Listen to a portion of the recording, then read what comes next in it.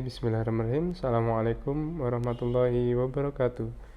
Kali ini kembali lagi bersama Mr. Levi dan kita akan membahas materi selanjutnya setelah listrik dinamis. Kalian akan belajar tentang ini nih, listrik statis. Ini ada loncatan sebelum kalian nanti belajar listrik PLN, yaitu listrik arus bolak-balik ya. Nah, pada listrik statis ini, part persatu kita akan belajar tentang gaya Coulomb. Jadi, gaya Coulomb ini sebenarnya pernah kalian pelajari waktu kelas 9 ya. Pertama, kita harus mengerti dulu tentang makna dari muatan ya.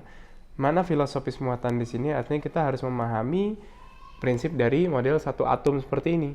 Nah, di mana atom ini seperti sel ya. Jadi ada inti selnya. Kalau di sini inti atom terdiri dari proton dan juga neutron, dan juga ada yang mengelilingi yaitu adalah elektron. Dan di sini sudah ada penjelasannya juga, sudah saya kasih, jadi tinggal kamu baca saja. Jadi kalau elektron bermuatan negatif, proton positif, sedangkan neutron tidak bermuatan. Inti atom terdiri dari proton dan neutron, sementara elektron bergerak mengelilingi inti atom dalam lintasan tertentu. Jika muatan listrik muncul akibat adanya perbedaan jumlah elektron dan proton pada atom yang berbeda.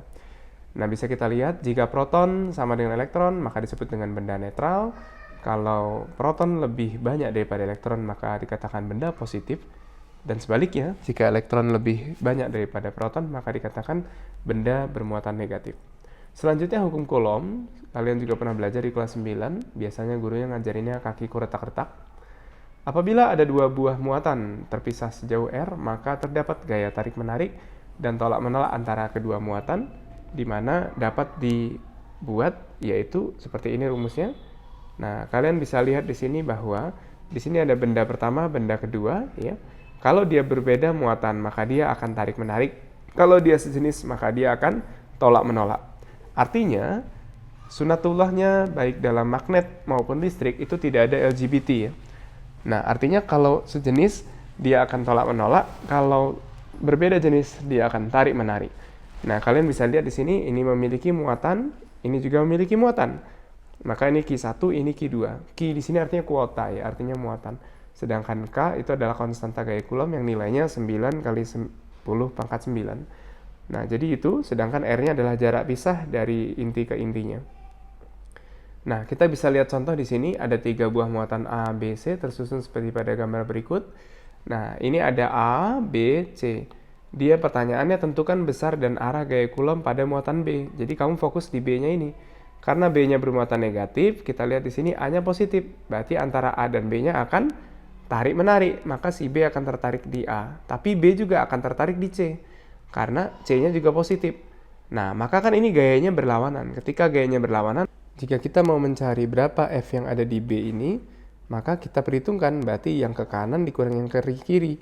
Kalau gitu FBC dikurang FBA ya. Sebagaimana kita ketahui, cara mencari F itu adalah kakiku retak-retak. Nah, tinggal kalian perhatikan di sini. Kalau misalnya dia BC, berarti ini yang B, ini yang C. Kalau dia FBA, berarti ini B, satunya bukan C ya, tapi A. Seperti itu. Kita lakukan perhitungan. Jadi FBA-nya dapatnya seperti ini. K, QB, QA per RBA-nya dikuadratkan. B, R-nya adalah sama-sama 1 meter ya. Jadi di sini kita buat perhitungannya seperti ini. Jangan lupa, perkalian seperti ini berarti kumpulkan yang bukan 10 pangkat ya. Jadi 9 kali 2 kali 1, 18. Ini pangkatnya 9 kurang 6 kurang 6 lagi. Berarti min 3 ya. Nah, berarti dapat 18 kali 10 pangkat min 3 Newton. Yang bawah 9 kali 2 kali 4, 72. Jadi, kita akhirnya dapat yang ke kanan dikurang yang kiri, jadi 72 dikurang 18. Dalam matematika, kalau pangkat 10-nya udah sama, boleh dikurangin bilangan pokoknya ini. Jadi, dapat 54 kali 10 pangkat min 3, arahnya ke kanan ya, karena nilainya hasilnya positif. Kalau hasilnya negatif, berarti kalah yang kanan nih, maka arahnya ke kiri. Itu dia. Berikutnya adalah contoh yang kedua nih, gambar bentuknya segitiga seperti ini. Kalau bentuknya segitiga seperti ini, dia pertanyaannya bisa ada 3 kemungkinannya.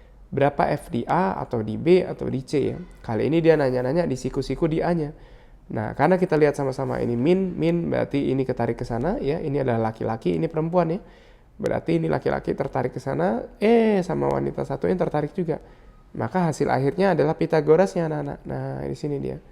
Nah, jadi kalian jadi tahu bahwa ini adalah hasil resultan akhirnya atau F di A-nya ya. Nah, bisa kita lihat di sini hasilnya adalah Pitagorasnya ya. ketarik ke sini FAB dapatnya 1,8, FAC-nya dapatnya 1,8 juga. Nah, berarti ke sini 1,8, ke sini 1,8. Berarti ke sininya 1,8 akar 2 ya. Atau kalian tahu persegi seperti ini ya. Kalau di sininya nilainya X, di sini juga X, maka garis sisi miringnya ini adalah X akar 2. Maka dapatnya adalah 1,8 akar 2 Newton. Seperti itu. Nah, ini adalah soal terakhir. Bentuknya adalah segitiga sama sisi. Kalau segitiga sama sisi, dia mintanya di mana? Ternyata di muatan 1. Sama, ini ketarik ke sini, ini ketarik ke sini ya. Kalau misalnya ini plusnya bagaimana, Mister? Maka dia kedorong ke sana karena tolak menolak ke sini, maka ini hasil akhirnya. Tapi karena ini negatif-negatif, berarti ini cewek-cewek ya. Dia akan tertarik ke sini, dia akan tertarik ke sini. Cari F12-nya. Dapatnya adalah F12-nya. 1,18 kali 10 pangkat 11 sama F13-nya juga sama. Maka hasil akhirnya, karena ini sudutnya tidak sama dengan 90, maka berlaku aturan kosinus. Aturan kosinus itu dia dikuadratkan tambah dia dikuadratkan diakarin, itu Pitagoras ya. Ditambah faktor kosinusnya ini. Jadi 2 kali dia dikali nilai sudutnya, cos sudutnya ya. Sudutnya adalah ini. Karena dia segitiga sama sisi, berarti ini 60 derajat ya. Gitu. Berarti ingat cos 60 kan setengah. Nah, berarti ini dikuadratkan tambah ini dikuadratkan ditambah 2 kali mereka dikali setengah. Jadi 2-nya ini dengan setengahnya coret habis ya. Berarti ini dapat dia, dan dia ya. Akhirnya dapatnya adalah 3 kali dari dia. Nah, berarti ini ya. Sehingga dapatnya adalah 3 kali dari 18 kali 10 pangkat 11 ya. 1, 2, ini kan kalau dikalikan kan kuadrat ya. Berarti 3 kali dari dia dikuadratkan. Nah, berarti kuadrat dengan akarnya habis ya. Nih, nah, akar 3, tetap biarkan akar 3. Gitu, nih kuncinya. Atau cara cepatnya ada. Jika sudutnya adalah ya 60 derajat, maka cara cepatnya adalah hasil akhirnya tinggal dikali akar 3, seperti itu ya. Nah, sekian pertemuan kita pada kali ini. Semoga bisa dipahami. Kita akhiri dengan baca lafaz hamdalah. Alhamdulillahirabbil alamin. Wabillahi taufiq wal hidayah. Wassalamualaikum warahmatullahi wabarakatuh.